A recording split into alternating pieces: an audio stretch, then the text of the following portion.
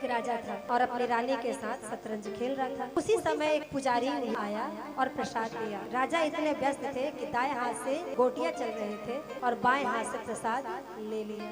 जब प्रसाद रख दिया पंडित जी ने, देखा होश आया कि अरे ये तो बायां हाथ है। तो रानी से कहा तत्काल तलवार उठा करके कि मेरे इस हाथ को काट दो रानी। रानी ने कहा कि स्वामी कैसे कर रहे हैं आप, क्या मैं आपका हाथ काट सकती हूँ? सभी सैनिकों से कहा, किसी ने बात नहीं सुनी। तब राजा कुछ दिन के लिए अपने नगर से बाहर चले गए, ऐसा बता करके कि मैं जा रहा हूँ।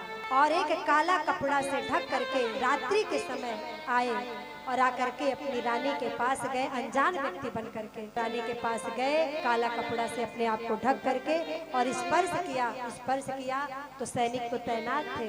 सैनिकों ने राजा के उस हाथ को काट दिया और जैसे ही शॉल हटाई, जैसे ही काला कपड़ा हटाया तो देखा कि ये तो राजा है। अरे हे महाराजा आप, हे राजा जी आपने अपने हाथ को कटवाने के लिए ये सब साजिश रची?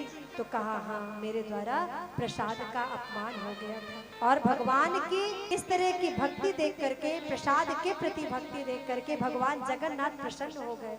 पर कहा जाता है कि राजा के उस हाथ को जगन्नाथ जी में गाड़ दिया गया, दफना दिया गया था और उससे एक वृक्ष निकला और उस वृक्ष का पुष्प सिर्फ जगन्नाथ जी को चढ़ता है और वो वृक्ष देश दुनिया के किसी कोने में नहीं है, वो सिर्फ वही होता है। महिमा है, इसलिए प्रसाद का अपमान कभी न, तुरंत खा ले और बहुत सम्मान करें।